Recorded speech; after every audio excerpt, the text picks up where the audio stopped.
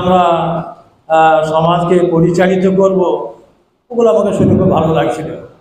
যেমন মৃত্যুখানা, বিয়ে ইত্যাদি। তো খুব ভালো কথা, এগুলা শরীয়ত সম্মত হলে বড়ই ভালোই হয়। যেমন আমি কোনো এক ভাইকে বলছিলাম, কুরবানির পরে এবছর কুরবানির পরে আমার এক ভাইপোর বিয়ে। তো ভাই তারা বলছে বিয়ে আপনাকে পড়াইতে হবে। পাশের গ্রাম উজালপুর, ওখানে বিয়ে, দিনটা আবার শুক্রবার। ভাইকে বলছি কতগুলো বরযাত্রী যাবে, তো বলছে 150। আলহামদুলিল্লাহ। তো 150 বরযাত্রী যাবে, আর আলাউদ্দিন ফাইজে গিয়ে সেখানে বিয়ে পড়াবে, তো খুব ভালো কথা। তো বাইক সাইকেলটা আমাকে দেবে, তোমাদের সাথে তো আমি যাবো না, যাবো, বিয়েটা পড়িয়ে দেবো, পুরোটি গিয়ে জমা করবো, ওইখানে খাবো, পালিয়ে আসবো। তোমার বিয়ে বাড়িতে শরবত খাবো না, পানি পর্যন্ত খাবো না, পেঁয়াজ লাগলেও সাপ মারছে করে পানি খেয়ে আসবো। এইভাবে আলোচনা করছি। তারপরে সত্যিই তাই গেলাম উজালপুরে, এই বছর কুরবানির পরের জমাটায় উজালপুরে গিয়ে বিআইকে বললাম, ভাই কিছু মনে করবে না, অন্য কোনো ইস্যু হয়তো আমরা বাড়ি খেয়ে দেবো, আজকে পানি পর্যন্ত খাবো না। যেহেতু আপনি 150 বরযাত্রী নিচ্ছেন, আর ভাইও 150 বরযাত্রী আসবে বলেছে, আমি বরযাত্রী আব্দুল আমিন মাদানী যাবেন, ভাষা হচ্ছে বরযাত্রী, ওনার ভাষা, উনি বলছেন বরযাত্রী যাবেন না রায়ঘাটে। এবার ঈদের পরের দিন প্রোগ্রাম ছিল, 3 বার ভাষাটা ব্যবহার করে দেন, বরযাত্রী যাবেন না, বরযাত্রী যাবেন না। আমি ওইসবের পক্ষপাতী নয়। গেলাম, 11:30 পর্যন্ত বিপণনার কাজ হয়ে গেল। সাইকেল নিয়ে কুলুট আসলাম, কুলুটে জমা পড়িয়ে দিলাম, ভাত খেলাম, বাড়ি আসলাম। তো শরীয়ত মতো বিয়ে হইতে হয়। আমার নেকাহে বারাকাতান আইসার না, বরকতের বিয়ে সেটাই যাতে খরচ খরচা কম হবে।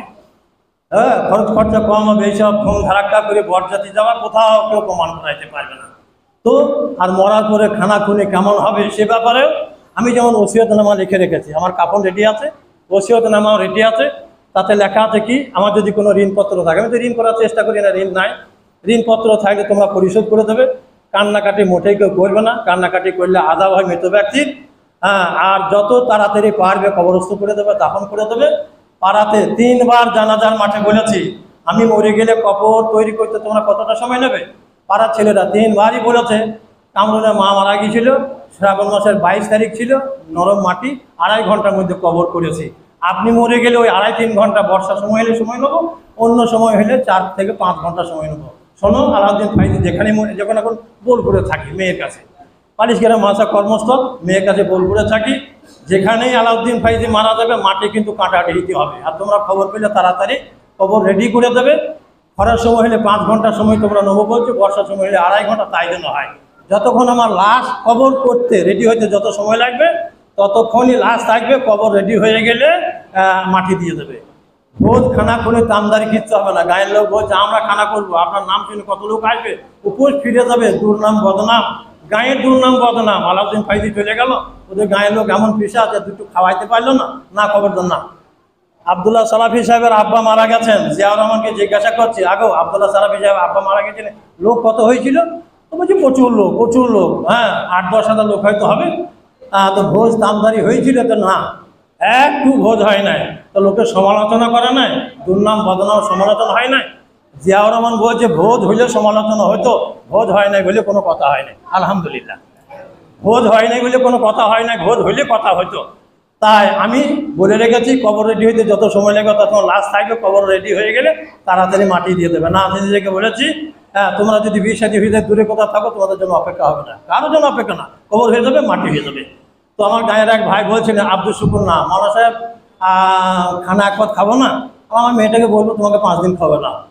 তো সে বেচারা গত বছর মরে গেল। আমার থেকে কম করে 15-20 বছর ছোট হবে।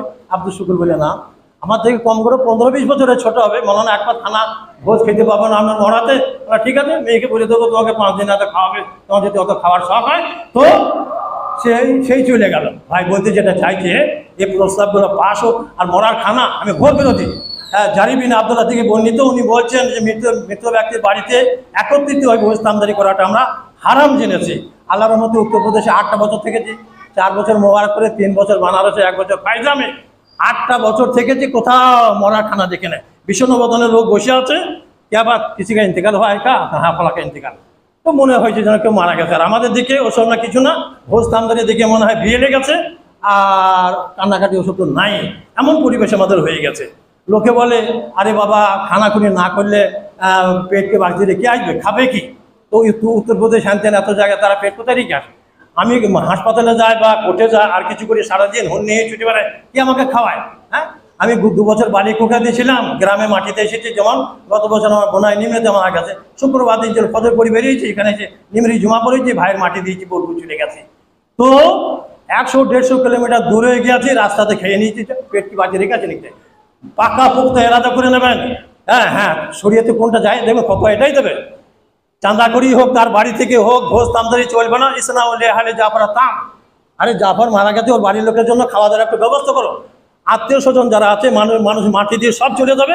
আত্মীয় স্বজন নিগুড় কাছের যারা, তারা হয়তো হবে কি যেতে পারবে না, হয়তো 10 জন 20 জন, খুব বেশি হয়তো 15-20 জন থাকবে। আশেপাশে আত্মীয় যারা আছে 2-1 থালা ভাত তার বাড়িতে পাঠিয়ে দেবে, বাস তাদের হয়ে যাবে। এইটাই শরীয়ত থেকে এলাও আছে, এইটাই শরীয়ত থেকে এলাও আছে।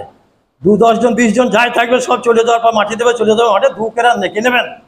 রসুলকে 2 কেরাত বলতে মিসলু ওহদ, ওহদ পাহাড়ের সমান নেকি। কবর মাটি দেওয়াতে ওহদ 1 পাহাড় নেকি, আর জানাজাতে 1 পাহাড় নেকি, 2 পাহাড় নেকি নেবেন। আর আপনি লুলু ডুবি খাওয়ার আশা করবেন? তো যারা একেবারে আত্মীয় স্বজন যারা যেতে পারবে না, 10-20 জন যারা থাকবে সব মাটি দিয়ে চলে যাবে। ওই যে 10-20 জন আছে তাদের খাবার খেয়ে আত্মীয় স্বজন যারা আছে তারা 1 থালা করে বাড়ি পাঠিয়ে দেবে, বাস তাদের হয়ে যাবে। এইটাই যে শরীয়তের বিধান ভাই সকল। তাই যে শুনছিলাম খুব ভালো লাগছিল, আল্লাহর কাছে দোয়া করে যেন কোনো বাস্তবায়িত হয়। আর ভালো কাজ, এই যে দাওয়াতি প্রোগ্রাম মাকামি জামাত গঠন করুন, করুন, এতে বিরাট নেকি আছে। এ কাজ যদি আমরা না করি, আল্লাহ সূরা আলে ইমরানের, এটা অর্থ করে কথা শেষ করছি, আলে ইমরানের 104 নম্বর আয়াতে পাঠ করলেন আল্লাহ পাক বলে ওয়াতাকুম মিনকুম উম্মাহ ইয়াদউনা ইলাল খায়র, তোমাদের মধ্যে একটা জামাত গোষ্ঠী দল যেন থাকে, তারা কি করে মানুষকে ভালো কাজের দিকে আহ্বান জানাবে আর ভালোর আদেশ মন্দর নিষেধ এটা অব্যাহত রাখবে। উলাইকা হুমুল মুফলিহুন, এরাই হবে সফল কাম। তো আমরা ভালো আদেশ মন্দ নিষেধ এটা তো অব্যাহত রাখি নাই। আর জারি হুযায়ফা থেকে বর্ণিত একটা হাদিস পেশ করেছি, আল্লাহ রাসূল কি বললেন, লা তা'মুরুনা বিল মা'রুফ ওয়া লা তানহাউনা আনিল মুনকার, তোমরা অবশ্যই ভালো আদেশ মন্দ নিষেধ এটা অব্যাহত রাখবে। আও লা ইউশিকানাল্লাহু আন ইয়াবআসা আলাইকুম আযাবান মিন ইনদি সুম্মা লা তাদউন্নাহু ওয়া লা ইস্তাজাবু লাকুম, ভালো নিষেধ মন্দ, ভালোর আদেশ মন্দর নিষেধ এটা তোমার অব্যাহত রাখবে। তা যদি না রাখো তাহলে আল্লাহ আযাব দেবেন। আযাব থেকে বাঁচার জন্য আল্লাহ বাঁচা, লা ইস্তাজাবু লাকুম, আল্লাহ তোমাদের দোয়া কবুল করবেন না। তাই আমরা ভালোর আদেশ মন্দর নিষেধ এটা অব্যাহত রাখবো, ভালো কাজ আমরা করে যাব। মসজিদ ভরা আন্দোলন, আর এটা যদি মকামি জামাত গঠন প্রত্যেক সপ্তাহে একবার করে করুন। আল্লাহ রাসূল বলছেন, ইবনে মাসউদ থেকে বর্ণিত, মান দাল্লা আলা খায়রিন ফালাহু মিসলু আজরি ফাইলি, মুসলিমের হাদিস। কেউ যদি কাউকে ভালো কাজের দিকে আহ্বান করে, ভালো কাজের দাওয়াত দেয়, সেই ভালো কাজ যতজন তার কথা শুনে সম্পাদন করবে ততজনের কি আমরা পেতেই থাকবো আলহামদুলিল্লাহ। 5টা লোককে যদি নামাজ ধরাইতে পারি, 5টা লোককে যদি দাড়ি ধরাইতে পারি, যতজনকে ভালো কাজের দিকে আহ্বান জানাবো, দাওয়াত দেবো, ভালো কাজ আমার কথা শুনে যতজন সম্পাদন করবে তাদের নাকি পেতেই থাকবো। নাকি কম বেশির মূল্যায়ন এখন হয়েছে না, এখন বুঝতে পারছেন না। আর আদমিনী এখন বুঝতে পারছেন না, বুঝবেন কখন? সেই দিন নেকির পাল্লা তখন উঠে যাবে, ভারী হচ্ছে না। একটু যদি ঝুঁকতো, মানে সাকুলাত মাবা জেনো বাবা পেরিয়ে শেখের রাজিয়া, আপনি নামাজ উদা করেছেন, দান খয়রাত করেছেন, তাও তো নেকি পাল্লা ভারী হয়েছে না। কোথায় থেকে ঝপঝপ করে কিছু জন এসে পড়লো, কি বললো? ওই যে কাউকে দাওয়াত দিয়েছেন, ভালো কাজে জুড়িয়ে দিয়েছেন, লাগিয়ে দিয়েছেন, সেইগুলো এসে অ্যাড হয়ে গেল, আপনার নেকির পাল্লা ঝুঁকে গেল আলহামদুলিল্লাহ। তো আমাদের মন মানসিকতা এইটাই থাকবে যে আমরা ভালোর দিকে ভালো কাজ করি, আর ভালোর দিকে দাওয়াত দেওয়ার অভ্যাস যার থাকবে, যে জারি থাকবে চামড়ায় লাগিয়ে দেবে, সে কখনো বলবে না আরে ভাই আল্লাহ রাসূল বলেছে মোট ছাটো গাড়ি ভাড়া, এ কখনো বলবে না। নামাজের পাবন্দ যে হবে, ভালো কাজের প্রতি আমের যে হবে, ভালো কাজ করা মন মানসিকতা যার থাকবে, সেই ভালো কাজের দাওয়াত দিতে পারবে, সৎ সাহস তার থাকবে। আমি ভালোর দিকে মানুষকে আহ্বান জানাবো, ভালো ব্যাপারে মানুষকে উদ্বুদ্ধ করবো, তখন আমি নিজেকে রেডি রাখবো। প্রত্যেকেই আমরা দায়ী, চলমান দায়ী হব। শুধু হাঁড়ি হোন্ডা বেরিয়ে হয় না, তাই চলমান দায়ী হবো, মানুষকে ভালো কাজে আদেশ করবো, ভালো কাজের সঙ্গে জুড়ে দেবো, যতজনকে ভালো কাজে লাগিয়ে দিতে পারবো নেকি সেদিন পেতেই থাকবো। আল্লাহর কাছে দোয়া করি আমরা যারা এসেছি মানুষকে ভালোর দিকে দাওয়াত দেবো, ভালো কাজের ব্যাপারে উদ্বুদ্ধ করবো, মরণ কাল পর্যন্ত যেন এই কাজটা আমরা চালিয়ে যেতে পারি। আল্লাহ আমাদের তৌফিক দিন। আসসালামু আলাইকুম।